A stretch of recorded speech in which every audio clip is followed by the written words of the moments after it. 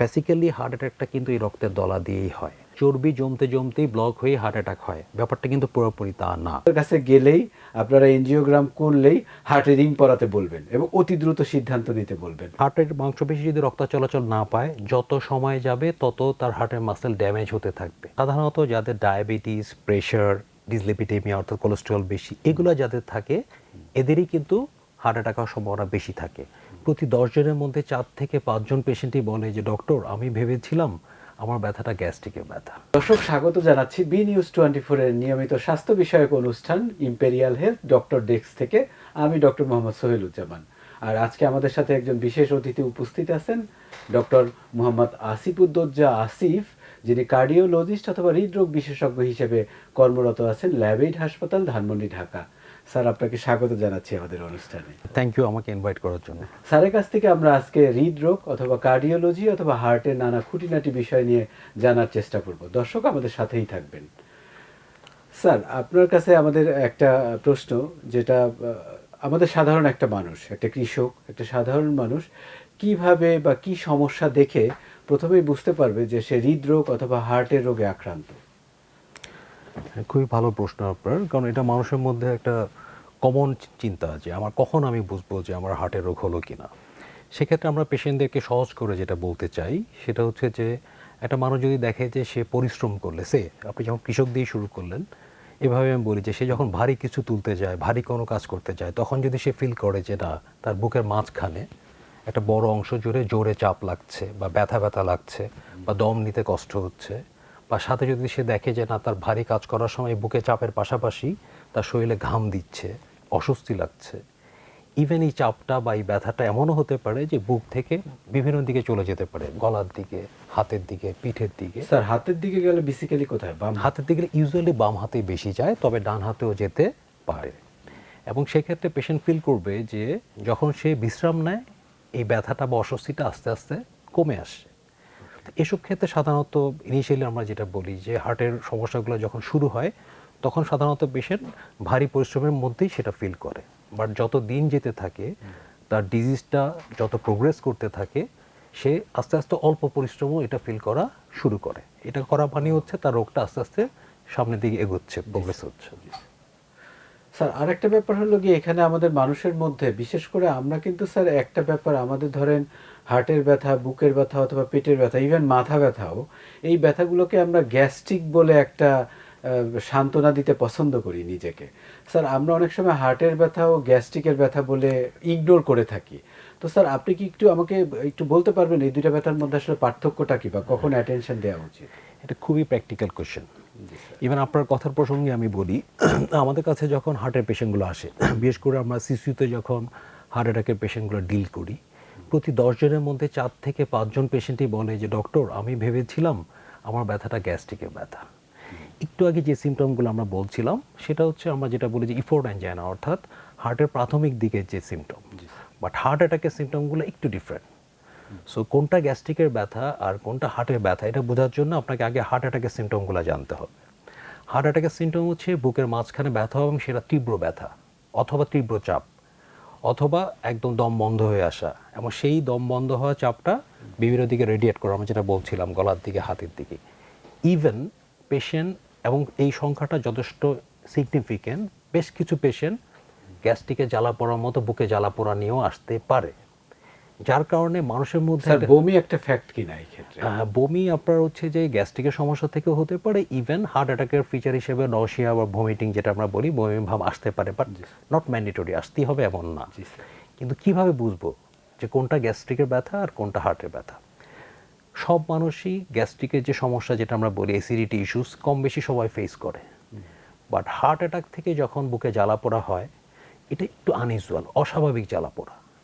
Normally যে জ্বালা পোড়া আপনার যেটা হয় সেটা সাধারণত খাওয়ার সাথে একটা সম্পর্ক থাকে, হয়তো কেউ হচ্ছে স্পাইসি ফুড খেলো তারপরে হলো, কিন্তু হার্ট অ্যাটাকের জন্য যে বুকে জ্বালা পোড়াটা হয় এটা একটা দীর্ঘ সময় ধরে থাকবে এবং এটার মাত্রাটা বেশি হবে। একই সাথে সে জ্বালা পড়ার সাথে সাথে তার শ্বাসকষ্ট হতে পারে, সেই জ্বালা পড়ার সাথে সাথে তার শরীরে ঘাম হতে পারে, তার অস্বস্তি লাগতে পারে, ইভেন পেশেন্ট মাঝে মাঝে এমনও ফিল করে যে আমি মনে হয় মারা যাব, এবং 20 মিনিট 30 মিনিট পার হয়ে যাচ্ছে, জ্বালা পড়া কমার কোনো লক্ষণ নেই। তো তখন বুঝতে হবে যে না, সব জ্বালা পোড়াই কিন্তু গ্যাস্ট্রিকের জ্বালা পোড়া না। এবং এই ভুল করে আমরা কিন্তু অনেক পেশেন্ট পাচ্ছি, ইভেন আমরা ডক্টর পেশেন্টও পেয়েছি, যে patient himself is a doctor, but আমরা যখন তার ট্রিটমেন্ট করছি ক্যাথ ল্যাবে, সে আমাদের হিস্ট্রি দিল যে 2 দিন ধরে সে এসিইটি ড্রাগ খাচ্ছে, সে ধরে নিয়েছে গ্যাস্ট্রিকের চিকিৎসা নিচ্ছে, সে ধরে নিচ্ছে সে এটা Gastric এসিইটি আক্রান্ত। ইস্যু।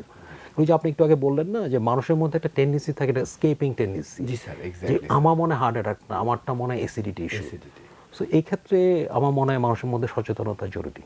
স্যার এখানে একটা প্রশ্ন করে থাকি, আমাদের তো একটা বড় গ্রুপ অফ পেশেন্ট ডায়াবেটিক্স রোগে আক্রান্ত। স্যার ডায়াবেটিক্স যারা, তাদের ক্ষেত্রে হার্ট অ্যাটাক বা হার্টের যে ম্যানিফেস্টেশন বা সিমটমগুলো, বহিঃপ্রকাশগুলো, এগুলো কি স্যার কোনো ভিন্নতা আছে কিনা? হ্যাঁ, এটা ভেরি গুড কোয়েশ্চেন। কারণ প্রথমে আমরা যেটা বলতে চাই যে যাদের বুকে খারাপ লাগা বা জ্বালা পোড়া যেটাই হোক, সাধারণত যাদের ডায়াবেটিস, প্রেশার, ডিসলিপিডেমিয়া অর্থাৎ কোলেস্টেরল বেশি, এগুলো যাদের থাকে এদেরই কিন্তু হার্ট অ্যাটাক হওয়ার সম্ভাবনা বেশি থাকে। বাট কখনো কখনো আমরা দেখি যারা দীর্ঘদিন ধরে ডায়াবেটিসে আক্রান্ত, বিশেষ করে যারা বয়স্ক পেশেন্ট, এদের বেলায় হার্ট অ্যাটাকের যে টিপিক্যাল সিমটম নাও হতে পারে।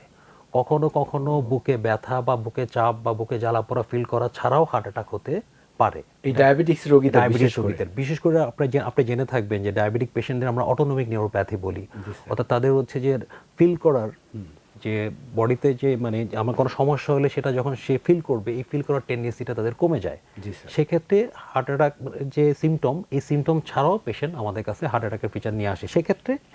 সেক্ষেত্রে কী করণীয়? পেশেন্টের হয়তো বা সে বুকে ব্যথা বলবে না, বাট তার অস্বস্তি লাগছে, আপনি দেখলেন তার প্রেশার ডাউন হয়ে গেল, আপনি দেখলেন তার বুক ধড়ফড় করছে, তখন বুঝতে হবে যে না, তার বুকে ব্যথার কথা না বললেও তার হার্ট অ্যাটাক হতে পারে। এক্স্যাক্টলি।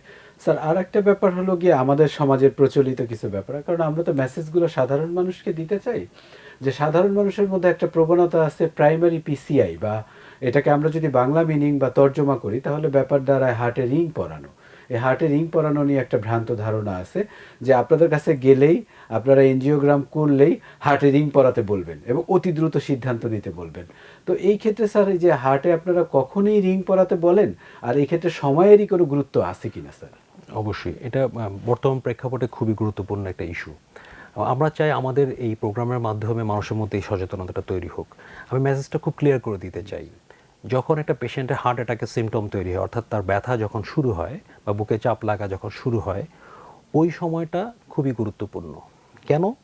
কারণটা হচ্ছে হার্টে রিং পরানোর 2টা সেটিং। একটা হচ্ছে একটা পেশেন্টের হার্ট অ্যাটাক না, বাট তার মাঝে মাঝে বুকে হাঁটলে ব্যথা হয়, হ্যাঁ, এটাকে আমরা বলি ইফোর্ট অ্যাঞ্জাইনা ও স্ট্যাবল অ্যাঞ্জাইনা বলা হতো আগে। তাদের বেলা একরকম সিনারিও, আর ডিউরিং হার্ট অ্যাটাক যখন আপনার বুকে ব্যথা চলছে, আপনি হার্ট অ্যাটাকে সাফার করছে একটা পেশেন্ট, তখনকার সিনারিওটা কিন্তু ডিফারেন্ট। জাস্ট অল্প করে একটু বলি মানুষের বোঝার সুবিধার্থে, যখন একটা পেশেন্ট হার্ট অ্যাটাকে আক্রান্ত হয় তখন আসল ঘটনাটা কী ঘটে? হার্টের কোনো একটা প্রধান রক্তনালী 100% ব্লক হয়ে যায়, কোনো একটা প্রধান রক্তনালী পুরোপুরি বন্ধ, অর্থাৎ হার্টের মাংসপেশি কোনো রক্ত চলাচল পাচ্ছে না। আপনাকে বুঝতে হবে, হার্টের মাংসপেশি যদি রক্ত চলাচল না পায়, যত সময় যাবে তত তার হার্টের মাসেল ড্যামেজ হতে থাকবে। আমরা একটা টার্মস বলি minute means muscle, because every minute is important. আপনি যত দেরি করবেন আপনার হার্টের মাসেল তত তার মানে ড্যামেজ। এই যে আমরা যে ভ্রান্ত ধারণা যে রিং পরাতে বললেই একটু সবুর করি, আমার রিলেটিভ আসুক, এই ব্যাপারগুলো ইগনোর করতে এটা হবে। খুবই কমন সিনারিও। আমাদের কাছে যখন পেশেন্ট আসে, আমরা তখন পেশেন্টকে বলি যে ওনার ইমার্জেন্সি একটা অ্যাঞ্জিওগ্রাম করে ওনার ব্লকটা খুলে দিতে হবে। তখন বলে যে আমার অমুক আত্মীয় আসুক, আমরা একটু সময় নেই। কিন্তু মানুষ যদি এই ব্যাপারটা সম্বন্ধে ক্লিয়ার কনসেপ্ট রাখে যে হার্ট অ্যাটাক হলে যত তাড়াতাড়ি সম্ভব, আমরা যেটা বলে দিই যে 0 to 12 আওয়ার, ব্যথা ওঠার থেকে 12 ঘন্টার মধ্যে যত তাড়াতাড়ি আপনি যেতে পারবেন। কারণ আপনি যত দেরি করছেন মাসেল ড্যামেজ হচ্ছে, এবং এই তত হার্টের মাসেল ড্যামেজ হচ্ছে। এক্স্যাক্টলি, এবং এই মেসেজটা কিন্তু, এই ড্যামেজটা কিন্তু ইরিভার্সিবল ড্যামেজ, মানে অপূরণীয়, এটা আর পূরণ এটা হবে রিকভার না। করবে না। সো আপনি তাড়াতাড়ি গেলে যেটা হলো ড্যামেজের মাত্রাটা কম হলো। এখন পেশেন্ট যে সময়টা ক্ষেপণ করে, তারা যদি বুঝে যে আমি যে দেরি করছি আমার তো পেশেন্টের ক্ষতি আরও বেশি হচ্ছে। আরেকটা কোশ্চেন বলি আপনার প্রেক্ষাপটে, পেশেন্ট পার্টি আমাদের কাছে অনেক সময় জানতে চায় যে ডক্টর আমার পেশেন্টের কি এটা করার মতো ফিটনেস আছে? জি স্যার। আপনি এই কোশ্চেনটাও তারা আসলে না জেনেই করে।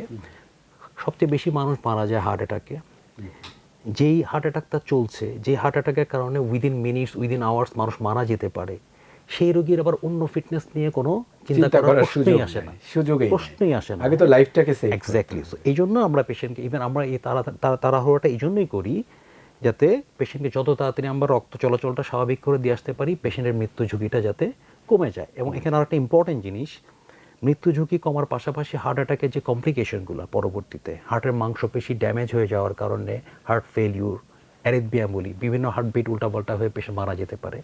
যত তাড়াতাড়ি আপনি রক্ত চলাচল রিস্টাবলিশ করে দিয়ে আসতে পারবেন, পেশেন্ট এই ঝুঁকিগুলো থেকে ইনশাআল্লাহ বের হয়ে আসতে পারবে। স্যার এটা একটা আমাদের একটা বাস্তবিক প্রশ্ন একেবারে স্যার। এটা তো দেখা যায় আমরা অনেক সময় এক্সাইটেড হয়ে গেলে দেখা যায় পারিবারিক একটা কলহ, দ্বন্দ্ব, অথবা বাংলা সিনেমা আমরা যেটা দেখেছি, হঠাৎ করে এক্সাইটেড হয়ে গেল আর বুকে একটা চাপ। স্যার এই যে এক্সাইটমেন্ট অথবা টেনশন বা স্ট্রেসের সাথে হার্ট অ্যাটাকের ভূমিকাটা কি, আসলে রোলটা কি? এক্স্যাক্টলি, এখানে জাস্ট একটু করে বলি, জাস্ট বুঝতে হবে আমার রোগের প্রসেসটা কি। আমার হার্টের রক্তনালী বা ধমনীতে চর্বি জমে। মানুষের ধারণা চর্বি জমতে জমতেই ব্লক হয়ে হার্ট অ্যাটাক হয়, ব্যাপারটা কিন্তু পুরোপুরি তা না। সে একটা পেশেন্টের হার্টের রক্তনালীতে 100%-এর মধ্যে 50 to 60% চর্বি জমলো, 30 to 40% স্পেস তার বাকি, যেটা দিয়ে তার রক্ত যাচ্ছে। স্ট্রেসের ব্যাপারটা কখন আসে? শুধু চর্বি জমে 100% ব্লক হয়ে কিন্তু হার্ট অ্যাটাক হয় না। হার্ট অ্যাটাক কখন হয়? যখন এই চর্বির যে লেয়ারটা, এই লেয়ারটা যখন রাপচার হয়, ফেটে যায়। আমরা যেটা সহজ কথা বলি, এই চর্বি লেয়ার উপর একটা পর্দা থাকে, এই পর্দাটা যখন ফেটে যায় এবং এটা যখন অমসৃণ হয়ে যায়, তখনই এখানে রক্তের দলা এসে জমে। বেসিক্যালি হার্ট অ্যাটাকটা কিন্তু এই রক্তের দলা দিয়েই হয়। তো যখন মানুষের স্ট্রেস, এটা ওয়েদার, এটা ফিজিক্যাল স্ট্রেসও হতে পারে, মেন্টাল স্ট্রেসও হতে পারে, যে আপনি যে বললেন এক্সাইটমেন্ট, ওই স্ট্রেস, অথবা যারা স্মোকার, যারা হাইপারটেনসিভ, তাদেরও স্ট্রেসটা বেশি, ওই স্ট্রেসের কারণেই কিন্তু এই চর্বির দলাটা ফেটে যায়। স্যার তাহলে এই ফাঁকে আমি একটু বলে থাকি, স্মোকিং এটা একটা খুব বড় একটা ব্যাপার, আমাদের সমাজে একটা বড় অংশ স্মোকিং এর সাথে ইনভলভ। স্যার এই স্মোকিং এর সাথে হার্ট ডিজিজের সম্পর্কটা কি? স্মোকিংয়ের সাথে হার্ট ডিজিজের সম্পর্ক হচ্ছে আপাদমস্তক। মানে পুরোটাই পুরোটাই। ইভেন রেসপিরেটরি ফিজিশিয়ান যারা, অনেক সময় যেটা আমরা বলি যে শ্বাস প্রশ্বাসের যারা রোগী বা সিওপিডি, এদের বেলায় বলা হয় যে স্মোকিং কমালে পেশেন্টের কিছুটা ইমপ্রুভমেন্ট হয়, শ্বাসকষ্ট উন্নতি হয়। কিন্তু আপনি খেয়াল করে থাকবেন যে হার্ট অ্যাটাকের বেলা সবসময় বলা ধূমপান বন্ধ। কেন বন্ধ? You never know, single puff of সিগারেটের একটা টানও আপনার ওই যে চর্বির দলাটাকে রাপচার করে দিতে পারে। এই জন্য ধূমপান পরিপূর্ণ বন্ধ করা উচিত। মানে একেবারে ধূমপান একেবারে বন্ধ মানে বন্ধ, ব্যাস। কম খাই, মাঝে মাঝে খাই, এগুলো বলা এসব হবে না, একেবারে বন্ধ মানে একদমই নেই। রাইট। সো হার্ট মানে যারা ধূমপাই তাদের এই হার্ট অ্যাটাকের ব্যাপারে সচেতন হতে হবে। ধূমপাই। স্যার আমি একটা ছোট ছোট প্রশ্ন করতে চাই। স্যার হার্টের রোগ ডায়াগনোসিসের ক্ষেত্রে কখন ইসিজি? আচ্ছা ফাইন। ইসিজি দুইটা সেটিং।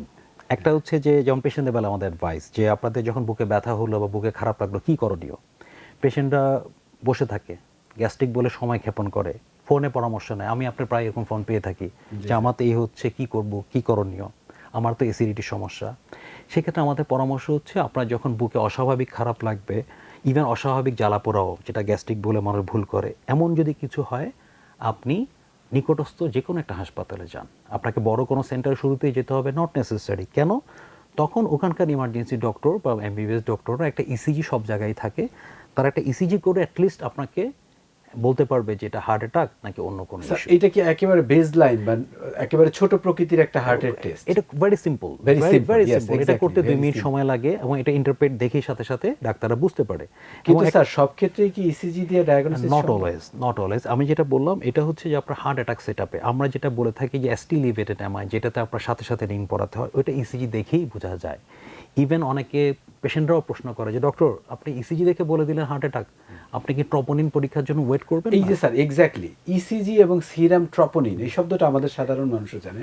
এই সিরাম ট্রপোনিন জিনিসটা কি এবং এটা আপনাকে কি ইন্ডিকেট করছে? আচ্ছা, ট্রপোনিনটা হচ্ছে যে এটা হার্ট থেকে রিলিজ হয় যখন হার্ট ড্যামেজ হয়, যে কোনো কারণেই হোক সেটা রিলিজ হয়, এবং হার্ট অ্যাটাকেও ট্রপোনিনটা রিলিজ হয়। কিন্তু ট্রপোনিনটা আপনার কখন দরকার? যখন দেয়ার ইজ এ কনফিউশন, যে আপনি ইসিজি করে কনক্লুসিভ ডিসিশন দিতে পারছেন না যে এই পেশেন্টের হার্ট অ্যাটাক নাকি অন্য কোনো ইস্যুস, তখন you should wait for the troponin report. But আমি যেটা বললাম এসটি লিভেটেড এমআই, যেটা ইসিজি দেখেই বলা যাচ্ছে এই রোগীর হার্ট অ্যাটাক, তার জন্য ট্রপোনিন জরুরি না। এটা ট্রপোনিন ব্লাডে রেজ করতে সময় লাগে, ইট মে টেক 2 to 3 আওয়ার্স। আপনি 2 থেকে 3 ঘন্টা বসে থাকবেন, এই 2 থেকে 3 ঘন্টা আপনার রোগীতে মারাও যেতে পারে। সো পেশেন্টদের উদ্দেশ্যে, মানুষের উদ্দেশ্যে এই মেসেজটা ক্লিয়ার করতে চাই, কোনো ইসিজি দেখে যদি ডক্টর বলে তার হার্ট অ্যাটাক, ট্রপোনিন নিয়ে এখানে ক্রস করার কোনো সুযোগ নেই। 2 নম্বর ইস্যু হচ্ছে ট্রপোনিন তখনই যখন দেয়ার ইজ এ ডিলেমা, যে ওয়েদার ইসিজি চেঞ্জটা সিগনিফিকেন্ট না কিন্তু পেশেন্টের সিম্পটম আছে। মানে এক কথায় ইসিজি চেঞ্জ যদি আপনাকে প্রপারলি গাইড করতে ব্যর্থ হয় তখন আপনি ট্রপোনিনের সাহায্য নেবেন। তবে ইসিজি যদি ভিজিবল পরিবর্তন থাকে সেই ক্ষেত্রে আমরা ট্রপোনিন করে 2-3 ঘন্টা সময় কোনো দরকার নেই। স্যার তাহলে কখন ইকো? আচ্ছা fine. Eco is a routine test. যখন আমরা ইসিজি, এখানেও একটা কথা বলে দিচ্ছি, যখন সাধারণত একটা ইসিজিতে স্টিলিভেটেড মেজর যে হার্ট অ্যাটাক বাংলা মানুষ যেটা বুঝে, তখন আমরা এই পেশেন্টটাকে ইনস্ট্যান্ট ক্যাথ ল্যাবে নিয়ে যাই। বাই দ্য মেইন টাইম আমরা একটু জাস্ট বেড সাইডে একটা ইকোকার্ডিওগ্রাফি দেখে নেই যে হার্টে কতটুকু ড্যামেজ হলো, হার্টের চারপাশে কোনো পানি আসলো কিনা। কিন্তু আপনি যদি এটা করতে নাও পারেন, জরুরি না, আপনি চাইলে ডিরেক্ট, কারণ ইসিজি যখন আপনাকে ডেফিনিট হার্ট অ্যাটাক ইন্ডিকেট করবে, তখন আপনি এই পেশেন্টকে ডিরেক্টলি অ্যাঞ্জিওগ্রাম করে আপনি ব্লক খুলে দিতে হবে। বাট এর মধ্যে ইকোতে প্রয়োজন নাই। By the main time echo mandatory না, বাট আমরা করি যেহেতু আমাদের সুযোগ আছে। আমার ইকো করতে 2 মিনিটের বেশি সময় লাগছে না, বেড সাইড ইকো। বাট আপনি কি কি ইনফরমেশন পিক করতে চান এখান থেকে? ইকোতে আমরা দেখতে চাই যে হার্টে কোন অংশটা ইনভলভ, যেটা আমরা ইসিজি দেখে আইডিয়া। ইভেন ইসিজি দেখে কিন্তু আমরা পেশেন্ট পার্টিকে এরকমও বলি যে অমুক রক্তনালীটা বন্ধ হতে পারে, তখন পেশেন্টরা অবাক হয় যে এটা আপনি ইসিজি দেখে কিভাবে বলেন। আমরা তো পড়ালেখা এই জন্যই করেছি যাতে ইসিজি দেখে বুঝতে পারি। তবে ইকোতে মেইনলি দেখা হয় হার্টের মাসল কতটুকু ড্যামেজ হলো, হাতের পাম্পিং ফাংশন কতটুকু আছে, বা হার্টের চারপাশে কোনো পানি বা অন্য কোনো জটিলতা ডেভেলপ করলো কিনা। স্যার এই ইকোর সাথে একটা টার্মিনোলজি পরিচিত, এটা হর হামেশা আমাদের রোগীরা জিজ্ঞেস করে থাকে, ইএফ বা ইজেকশন ফ্র্যাকশন, এইটা স্যার কি ইন্ডিকেট করে বা এটা? Very good question. Ejection fraction means যে হার্ট পাম্প করে, হার্টের কাজ হচ্ছে কি ব্লাডটাকে পাম্প করে পুরো বডিতে সার্কুলেট করা। সো ইজেকশন ফ্র্যাকশন ব্যাপারটা হচ্ছে আপনি আপনার হার্ট পাম্প করে কতটুকু ব্লাড ইজেক্ট করতে পারছে বডিতে, মানে বডিতে প্রোভাইড করতে পারছে, রাইট, সে পাম্প করে ব্লাডটাকে সার্কুলেট করতে পারছে। সো মানুষের মধ্যে একটা ভুল ধারণা যে আমি যদি কাউকে বলি যে অমুক পেশেন্টের ইজেকশন ফ্র্যাকশন 60%, সেভাবে হারে তা তো কমে গেল, আসলে তা না। মানুষের নর্মাল ইজেকশন ফ্র্যাকশনই হচ্ছে 50 অ্যাবভ, 55 to 60, 70, 75 পর্যন্ত। তো যখন এই ইজেকশন ফ্র্যাকশনটা 50%-এর নিচে আসে, 100-র মধ্যে না, 50 to 65% হচ্ছে normal. 50 to 65, not 100. Not 100, yes. আমাদের তো পার্সেন্টেজ শুনেই মনে হয় যে এটা 100 হতে হবে। এটা 50 to 65, 70ও হয়, বাট যখন 50%-এর নিচে আসে তখন আমরা বলি যে হ্যাঁ হার্টের পাম্পিং ফাংশন ইম্পেয়ার্ড বা ক্ষতিগ্রস্ত হয়। স্যার এর পরবর্তী আর একটা টেস্ট নিয়ে আমরা শুনে থাকি, সেটাকে বলা হয় ইটিটি। আমরা ট্রেডমিল বলে থাকি অথবা ইটিটি বলে থাকি, এই টেস্টটা কখন স্যার? আচ্ছা, ইটিটি ব্যাপারটাতে যাওয়ার আগে আমি জাস্ট একটা জিনিস ক্লিয়ার করি। আমরা একটু আগে ইসিজি এবং ইকো নিয়ে যে কথাটা বলছিলাম, এটা হচ্ছে হার্ট অ্যাটাক সেটআপে। বাট হার্ট অ্যাটাক ছাড়াও তো মানুষের হার্টের রোগ হয়, রুটিনলিও তো চেম্বারে আসতে পারে। রুটিন হাঁটলে তার ব্যথা হয়, বিশ্রাম নিলে কমে যায়, তার মানে তার তো হার্ট অ্যাটাক না, বাট তার হার্টের সমস্যা। Even ECG could be normal, echo normal হতে পারে। দ্যাট ডাজন্ট এক্সক্লুড যে আপনার হার্ট ডিজিজ নেই। মানে ইসিজি ইকো নরমাল তারপর সত্ত্বেও হার্ট ডিজিজ হতে পারে, কারণ ইসিজি এবং ইকোতে চেঞ্জ আসা মানে অলরেডি এটা অ্যাডভান্স লেভেলে চলে গেছে। সো যার ECG echo normal but still পেশেন্টের সিমটম আছে এবং আমরা সাসপেক্ট করি যে হ্যাঁ তার হার্ট ডিজিজ হওয়ার সম্ভাবনা আছে, তখন আমরা তাকে ইটিটি করতে বলি। অর্থাৎ কি, একটা ট্রেডমিল, একটা হাঁটার মেশিন আপনি তাকে হাঁটতে দিচ্ছেন। যখন সে জোরে হাঁটছে, তার হার্টের পাম্পিং অ্যাক্টিভিটি যখন বেশি লাগছে, হার্ট যখন বেশি কাজ করছে, তখন আমরা ট্রেস করি ইটিটির মাধ্যমে যে ওই সময় তার কোনো হার্টে চেঞ্জ হচ্ছে কিনা, যেটাকে আমরা ইটিটি বলি। যদি আমরা দেখি যে হ্যাঁ তার ইটিটি পরীক্ষা অবস্থায় হার্টের চেঞ্জটা সিগনিফিক্যান্ট কিন্তু তার ইসিজি এন্ড ইকো নর্মাল, তখন আমরা বলি যে হ্যাঁ আপনার হার্টের সমস্যা আছে। সো ইটিটি আমাকে তখনই হেল্প করবে যখন আমার ইসিজি এন্ড ইকো নর্মাল থাকবে। ও দ্যাটস গ্রেট স্যার। এই যে যে ধাপে ধাপের বিভিন্ন পরীক্ষা কার্ডিওলজির, এই পরীক্ষাগুলোই আমাদের নানা প্রশ্ন তৈরি করে। এর মধ্যে লাস্ট এই কার্ডিওলজির টেস্টের একটা পরীক্ষা যেটা আপনার কাছে জানতে চাইবো, সেটা হচ্ছে এনজিওগ্রাম। এটা আমরা ছোটবেলা থেকে শুনে অবস্থ, এই পাশে প্রতিবেশীর এনজিওগ্রাম হয়েছে, এনজিওগ্রাম হয়ে এই রক্তনালীতে 70%, এটা 70%, নানাবিধ ব্লক আছে।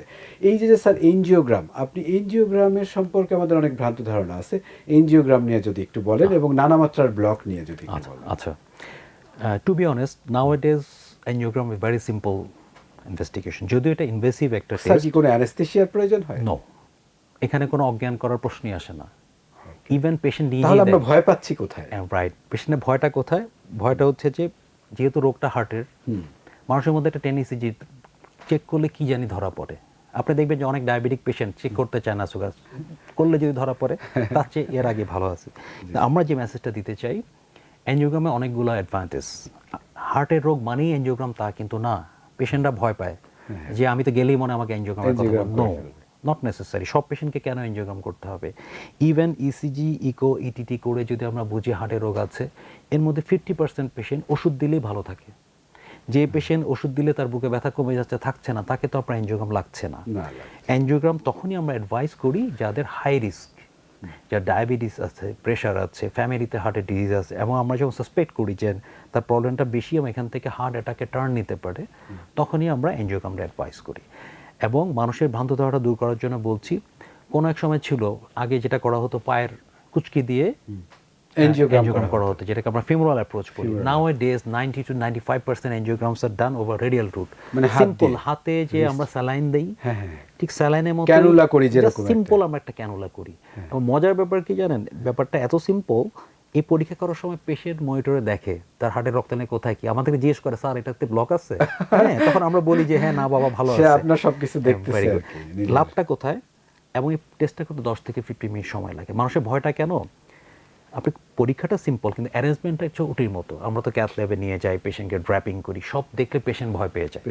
আমরা তখন পেশেন্টকে আশ্বস্ত করি যে বাবা আপনার সেট আপ যাই হোক, আমরা খুব সিম্পলি এটা চেক করবো, আপনি নিজেই সব দেখতে পাবেন।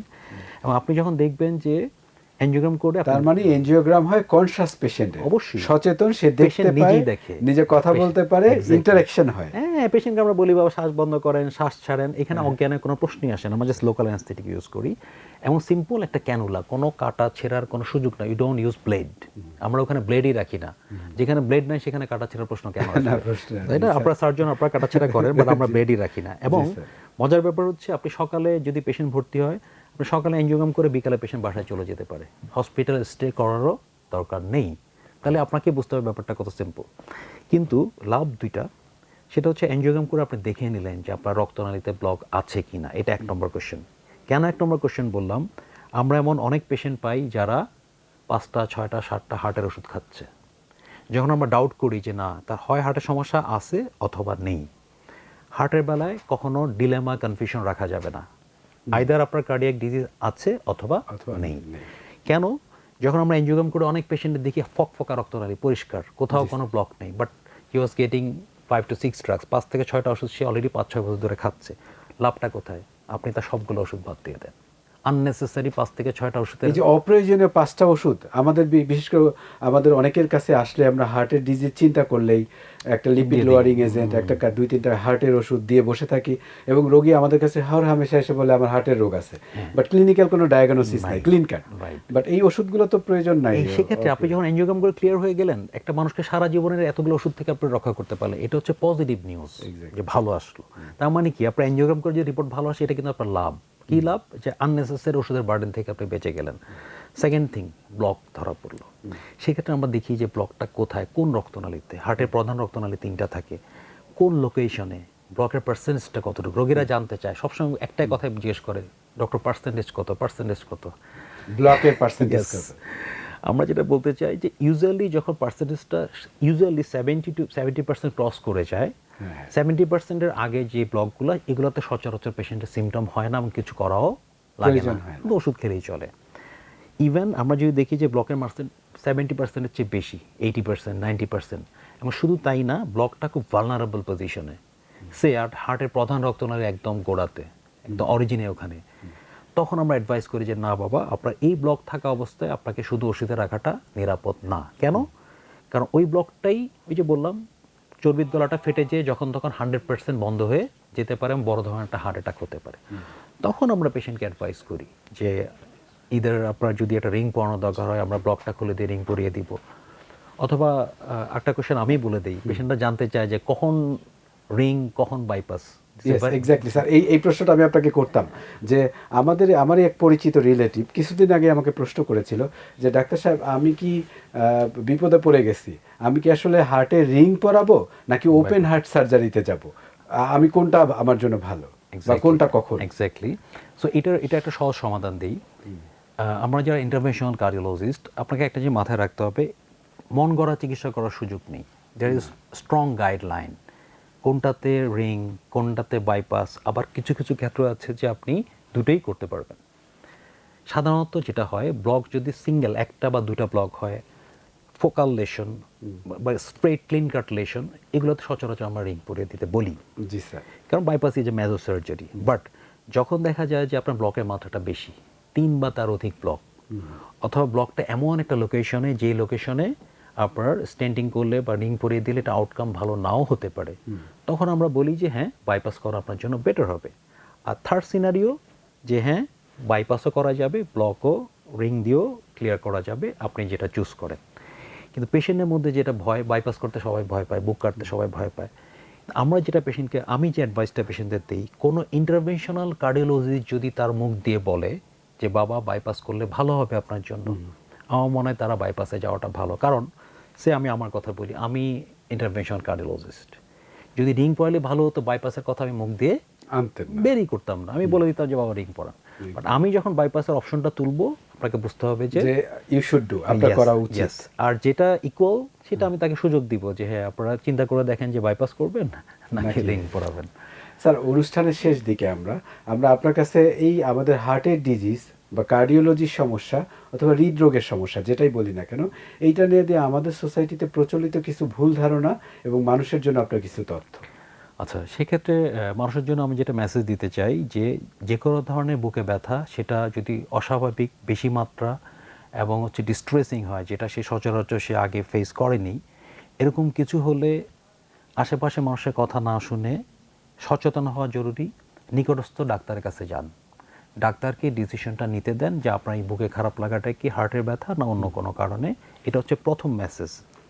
2 নম্বর মেসেজ হচ্ছে যে প্রাইমারি পিসিআই নিয়ে আমি যেটা বলতে চাই, সব ডক্টররা I am the worst doctor of the world, দুনিয়ার সবচেয়ে খারাপ ডাক্তার আমি। বাট একটা জিনিস মনে রাখবেন, যে সবচেয়ে ওস্ট ডক্টর সেও কিন্তু পেশেন্টের ভালো চায়, এক্স্যাক্টলি। সেও পেশেন্টের ভালো চায়। সো ডিউরিং প্রাইমারি পিসি অর্থাৎ হার্ট অ্যাটাক অবস্থায় আর্জেন্ট যে এনজিওগ্রাম করে রিং পরানো, আমরা যখন অ্যাডভাইসটা দেই, ডক্টর যখন আপনাকে বলবে আর্জেন্ট করা উচিত, অবশ্যই পেশেন্টের ভালোর জন্য। সেক্ষেত্রে আমার পরামর্শ হচ্ছে আপনার কালক্ষেপণ না করে ডক্টর উপর ভরসা রেখে রাজি হয়ে যান, অবশ্যই পেশেন্টের ভালোর জন্য।